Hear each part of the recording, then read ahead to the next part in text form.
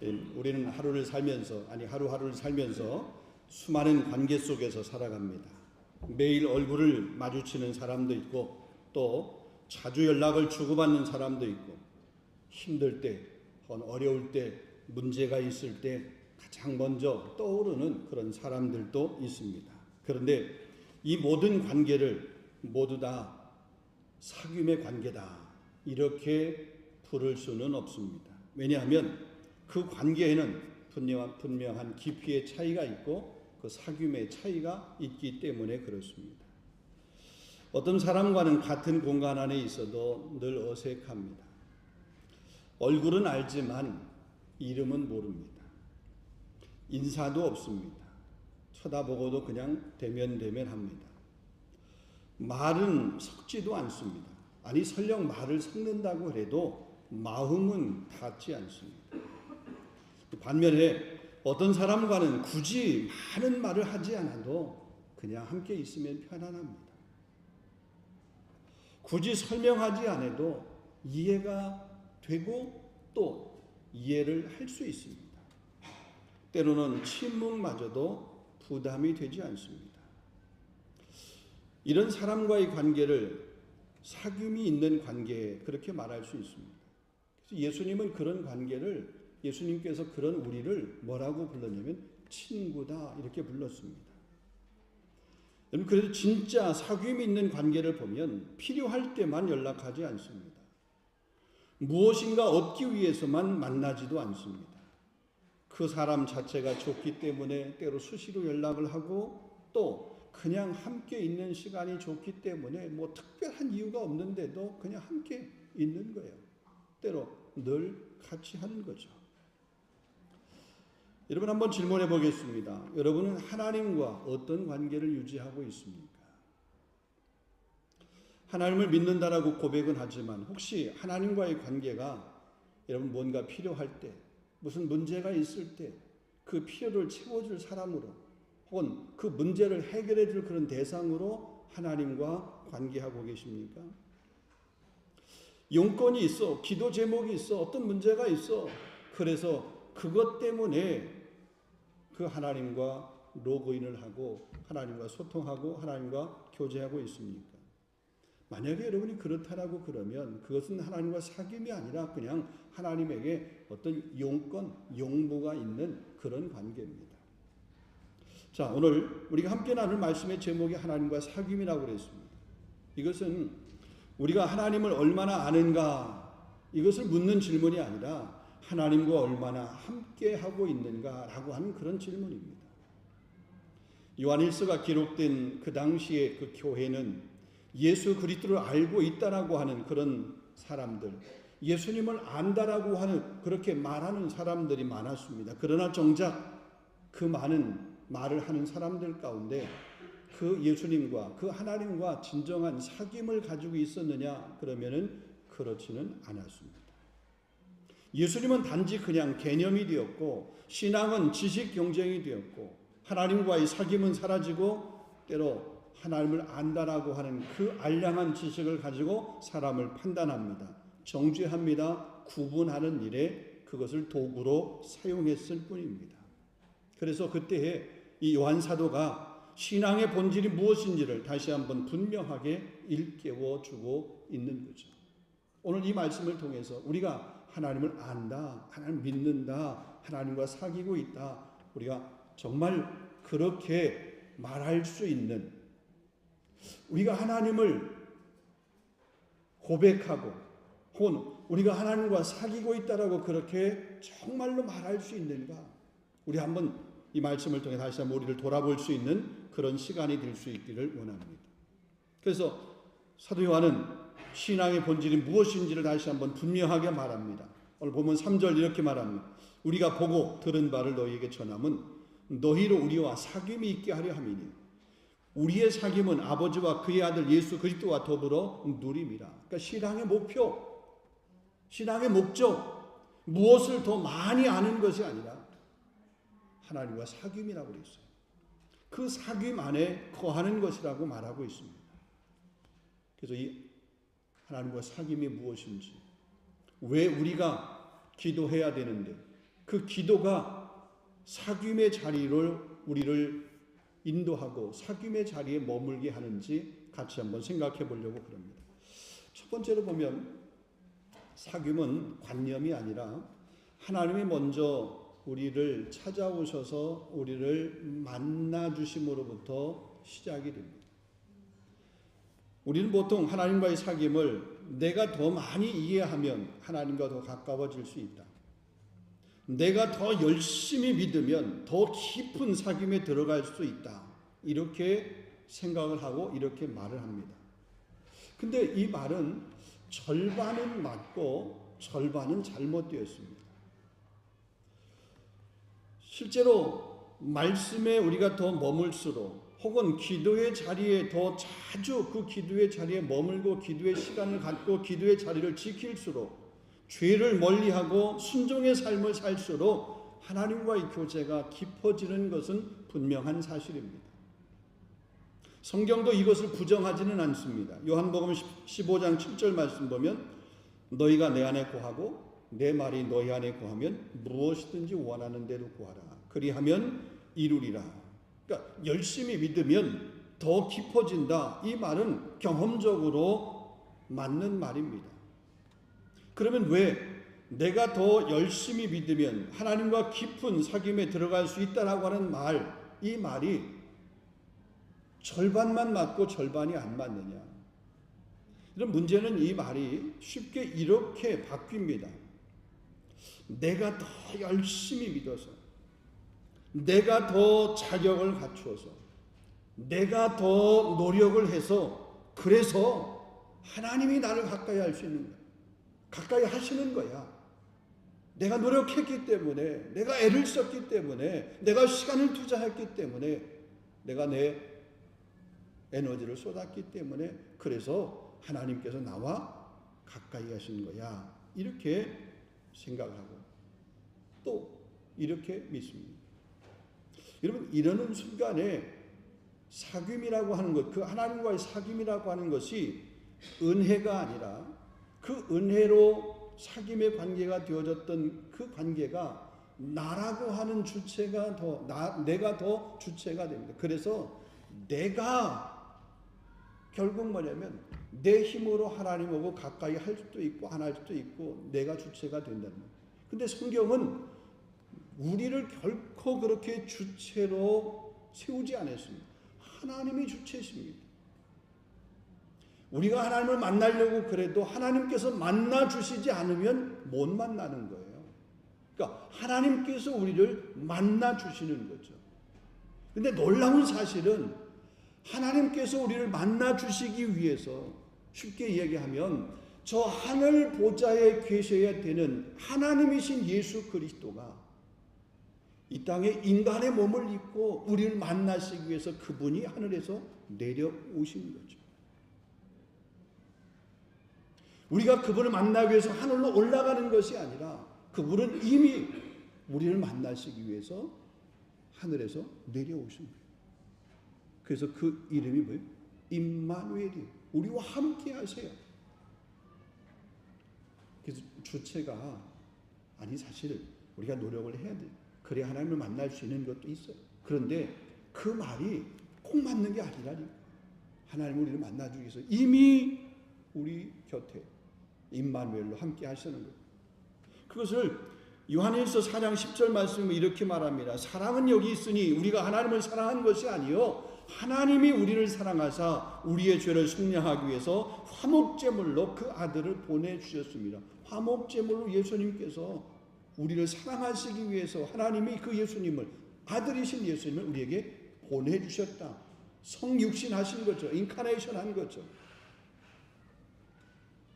그래서 사귐은 공로가 아니라 은혜이고 여러분 그 사귐이 깊어지는 그 깊어짐은 성취가 아니라 관계라고 하는 사실입니다. 그래서 홈 1절 말씀이 이렇게 말합니다. 태초부터 있는 생명의 말씀에 관해서는 요한 사도가 이렇게 소개합니다. 처음부터 계셨다. 태초부터. 요한일서 1장에도 보면 태초에 말씀이 계시니라. 그 말씀이 하나님과 함께 계셨으니 그 말씀은 곧 하나님이시니라. 그 말씀이 누구예요?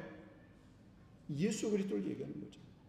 태초부터 계셨던 그 예수님, 그 예수님께서 우리를 위해서 이 땅에 오셨다.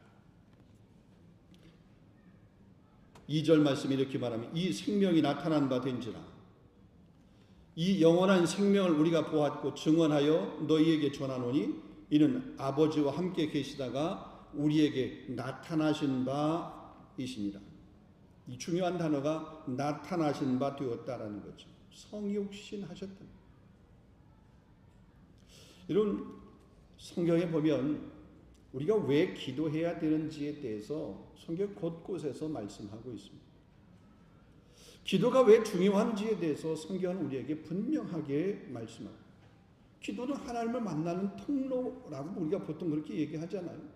기도는 또 영혼의 호흡이라고 우리가 그렇게 말하잖아요. 여러분, 기도는 능력의 통로입니다. 누가복음 9장 26절에 보면 예수님께서 제자들에게 이렇게 말씀합니다. 기도 외에는 다른 것으로 이런 종류가 나갈 수 없느니라. 기도만이 하나님의 능력을 경험하게 되는 통로라는 거죠. 여러분, 기도가 중요하다는 것이 아니고 기도는 유일하다는 겁니다.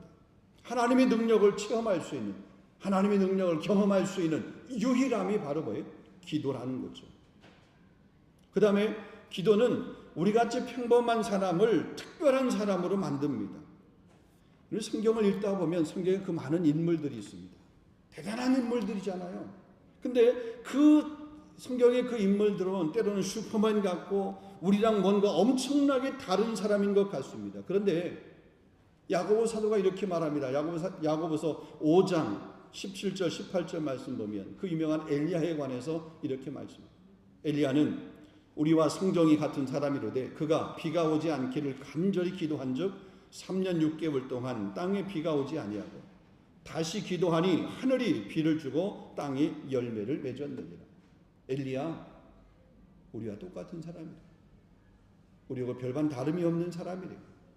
특별할 게 없는, 우리와 다를 게 없는 그런 사람이래. 근데 그가 특별한 것은 기도했기 때문에 그의 특별함은 기도라는 거죠. 그가 간절히 기도할 때 하나님께 특별히 쓰임 받았음을 여러분 믿으시기를 바랍니다. 모세도 마찬가지입니다. 여러분, 모세가 그렇게 위대한 이스라엘 백성들의 지도자가 될 수 있었던 것은 모세의 기도 때문에 그렇습니다. 모세가 기도한 것 때문에. 이스라엘 백성들이 전쟁을 하게 돼, 아말렉과 전쟁을 하게 될 때 모세는 산에 올라가서 손들고 기도하잖아요. 출애굽하는 그런 과정 가운데 홍해가 앞에 가로막혀 있습니다. 그 홍해 앞에서 하나님 앞에 기도하잖아요. 모세의 그 기도가 홍해를 가르게 된 거죠. 모세가 그렇게 위대한 지도자로, 영적 지도자로 쓰임받을 수 있게 된 것, 기도예요. 기도. 다니엘도 마찬가지입니다. 다니엘이 대단한 것 같지만 그가 특별한 사람이라고 해서 그런 것이 아니라 그가 하루에 3번씩 기도했기 때문에 그를 통해서 놀라운 역사가 나타나게 된 줄로 믿습니다. 여러분, 우리 한국교회가 부흥하고 성장할 때 우리 80년대, 90년대 우리 한국교회가 특별하게 부흥을 했습니다. 여러분, 우리 민족이 특별해서 그렇습니까? 우리 민족이 다른 민족보다 무슨 탁월함이 있어서 그렇습니까? 아니에요. 기도하는 민족이었습니다. 새벽마다 기도하는 기도의 부르짖음이 있었습니다. 여러분, 지금은 기도원들이 많이 사라졌지만 산에 가면은 그 기도하는 사람들의 소리가 개구리 비 올 때 개굴개굴 하는 것처럼 산에 가서 그런 소리들, 기도 소리들이 많이 곳곳에 기도원들이 있었습니다. 그 기도원에 찾아가서 기도하는 사람들이 많았어요. 기도원들마다 정말 인산인해를 이루었습니다. 근데 요즘은 기도원 안 찾아요. 그 엄청난 기도원을 지어놨는데 이제는 기도원을 안 찾아요. 철야했습니다. 금식했습니다. 의자도 아니었습니다. 마룻바닥, 그 마룻바닥에서 이렇게 무릎 꿇고 기도하는 그 기도에 우리 부모 세대, 이럴 때 우리 한국교회가 부흥하며 성장을 했습니다. 그런데 어느 순간인가부터 우리 한국교회가 그런 기도를 잃어버렸습니다. 여러분, 성경 공부는 있습니다. 제자 훈련은 있습니다. 무슨 프로그램은 있습니다. 각종 세미나는 있습니다. 그런데 기도는 없어요. 기도는 안 해요. 기도의 자리는 안 지켜요. 기도는 부담스러워요. 성경 공부도 중요합니다. 제자 훈련도 중요합니다. 근데 기도 없는 성경 공부, 기도 없는 제자 훈련, 기도의 자리를 안 지키면서 제자 훈련, 성경 공부만 받는다? 아니, 제자 훈련 받으면 기도의 자리를 지키게 되겠죠. 성경 공부하면 또 기도의 자리를 또 이렇게 지키기도 하겠죠. 그러나 기도의 자리를 지키지 않으면서 그런 것만 추구하고 그런 것만 찾아가는 것, 능력 없습니다. 기도는 우리를 지켜줍니다. 예수님께서 베드로에게, 제자들에게, 베드로에게 특별히 시험에 들지 않도록 깨어 기도하라 그랬어요. 너 자신을 지키기 위해서 기도하라는 거죠. 베드로 가야바 가야바 그 뜰에서 예수를 모른다라고 부인했어요. 근데 그가 그 가야바 법정에서, 가야바 뜰에서 예수를 모른다라고 부인했던 그 부인이 어디부터 시작이 되느냐? 그 겟세마네 동산에서 예수님과 함께 기도하자라고 했을 때 예수님 한적한 곳에 가서 기도하고 계시는데 베드로는 뭐예요? 제자들은 뭐 했어요? 잤어요. 졸았어요. 그 겟세마네 동산에서의 기도의 실패가 결국은 뭐예요? 가야바 법정에서 예수님을 모른다라고, 그 부끄럽게도 보잘것없다고 여기는 그 여자 하인 앞에서 수치를 당한 그런 모습. 이런 기도하지 않으면 번번이 무너지는 거죠. 선 것 같아요. 잘 세워진 것 같아요. 잘하는 것 같아요. 그런데 또 무너져요. 기도 없기 때문에, 기도의 자리를 안 찾기 때문에 그렇습니다. 성경에 보면 이런 말씀도 있습니다. 에스겔 36장 7절 말씀 보면 주 여호와께서 이같이 말씀하셨느니라. 그래도 이스라엘 족속이 이같이 자기들에게 이루어지기를 내게 구하여야 될지니라. 하나님께서는 이스라엘 백성들에게 회복에 대해서 언약 약속을 했습니다. 이스라엘 백성들 회복시켜 주겠다라고 그렇게 말씀한 거죠. 근데 그렇게 되기 위해서 약속을 했지만 그 약속이 이루어지기를 위해서 너희는 구하여야 할지니라 그랬습니다. 구하라 그러면 주실 것이요, 찾으라 찾을 것이요, 문을 두드리라 열릴 것이요. 약속이잖아요. 근데 구해야 하나님 우리에게 주신다고 하신 그 약속을 우리가 받을 수 있다는 거죠. 우리 2026년도 한 해 동안에 여러분 기도의 자리를 사모할 수 있기를 주님의 이름으로 축원합니다. 아멘. 여러분 수요 기도회 나오세요. 수요 기도회. 그 자리가 평범한 사람이 특별한 사람으로 바뀌는, 시험에 들지 않도록 하나님께서 지켜주시는 그런 은혜의 시간, 은혜의 자리가 될 줄로 믿습니다. 두 번째 보겠습니다. 사귐은 개인의 체험을 넘어서 공동체를 살리는 생명의 흐름이 됩니다. 요한 1서 당시의 교회, 겉으로 보기에는 영적으로 매우 활발한 공동체였습니다. 말씀이 있었습니다. 그들 가운데 영적인 체험도 있었습니다. 깨달음도 있었습니다. 보았습니다. 알았습니다.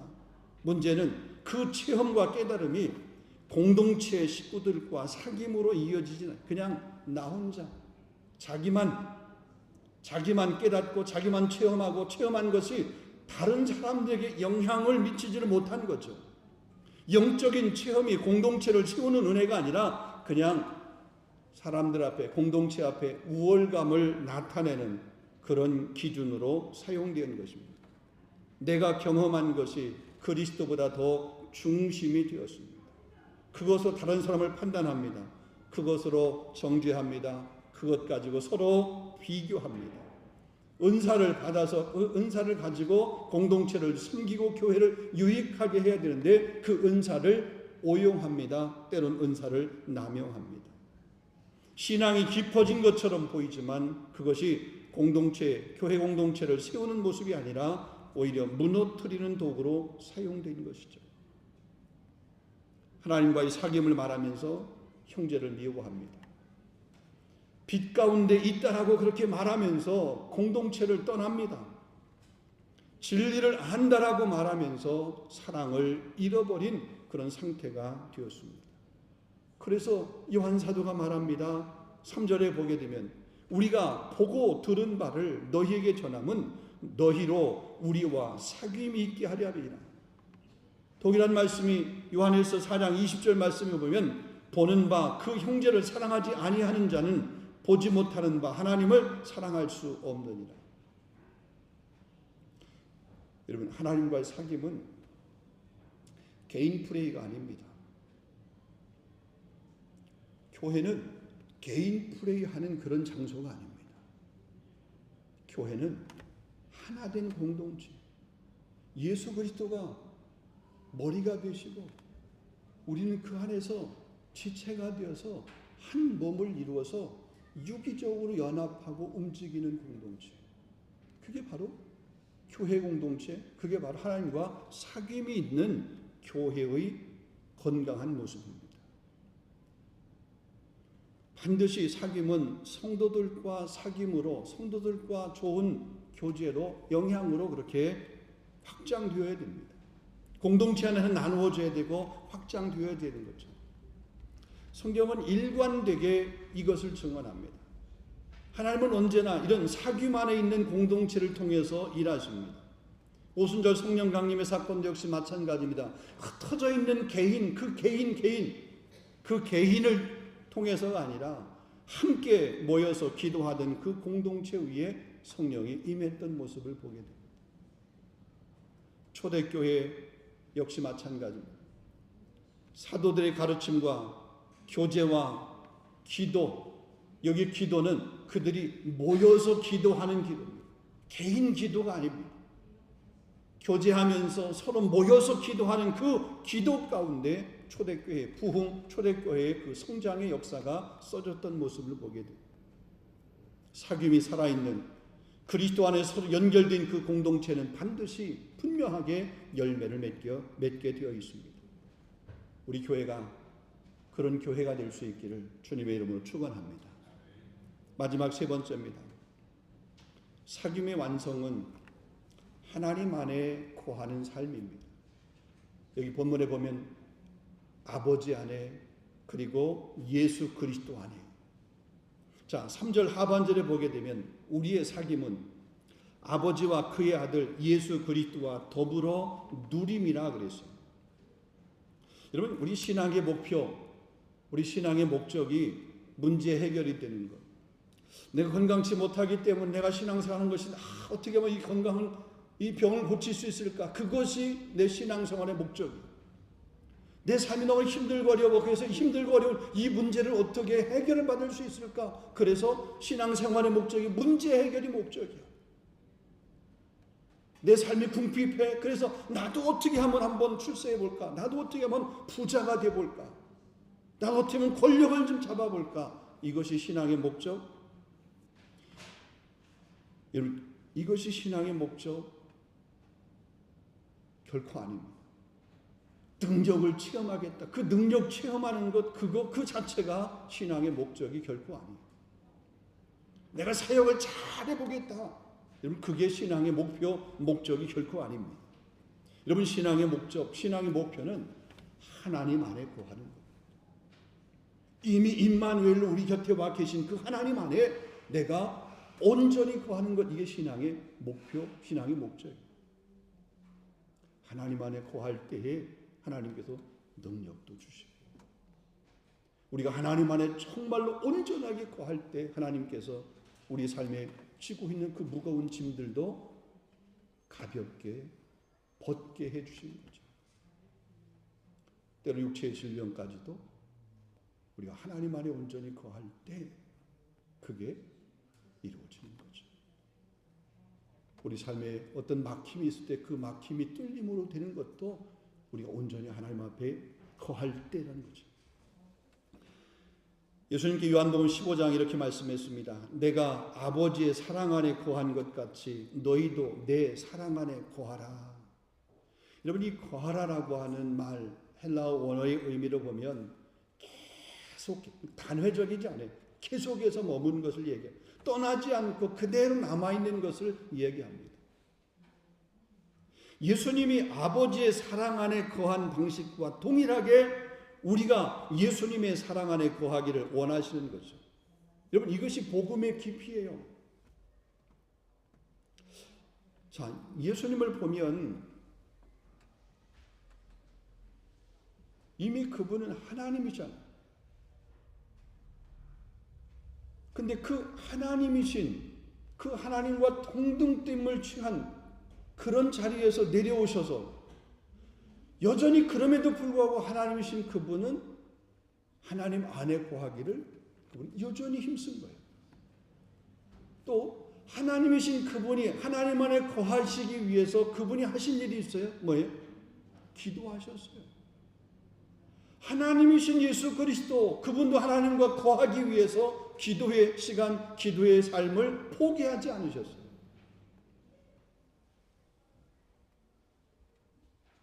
그가 능력이 부족해서 기도했겠습니까? 그가 시험에 질 것 같으니까 그래서 그가 기도했겠습니까? 그가 하나님의 뜻을 몰라서 기도하셨겠습니까? 아니, 그분 자체가 하나님이신데 그럼에도 불구하고 그분 기도하셨다는 거죠. 우리는 얼마나 기도의 자리를 지키고 계십니까? 얼마나 기도의 시간을 여러분 시간 가운데서 구별하십니까? 그 시간이 없으니까, 그 시간을 여러분 구별하지 못하니까, 혹은 그 시간이 여러분 가운데서 그 시간으로 이렇게 할애되지 않으니까 펑펑 나자빠지는 거잖아요. 선거 같은 데 넘어지고 여전히 시험 들고. 예수님께서 제자들에게 시험에 들지 않도록 깨어 기도하라고 했잖아요.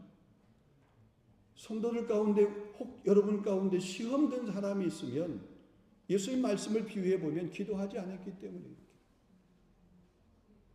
기도하는 사람은요 시험 안 들어요. 왜요? 피할 길도 하나님이 주시거든요. 그 기도 가운데 하나님 그 피할 길도 깨닫게 하시거든요. 근데 기도하나니까 시험에 드는 거죠. 피할 길 모르는 거죠. 그러니까 부닥치는 거죠. 그러니까 갈등하는 거죠. 그러니까 넘어지는 거죠. 말 가지고 되는 것 아닙니다. 저도 부도수표를 많이 남발하지만 우리 성도님들도 부도수표를 많이 남발하는 것 같아요. 잘하겠다고. 아니 그냥 목사님 이번 주에 꼭 가서 뵙겠습니다. 안 오신 분이 그러게 꼭 이번 주에 가서 뵙겠습니다 하고 약속하고 약속을 지키신 분보다 그렇게 하고서 못 오신 분이 훨씬 더 많아. 여러분 하나님 앞에도 그러시죠. 하나님, 내가 절대로 이번만은 이제는, 근데 여전히 또 그러지 않으세요?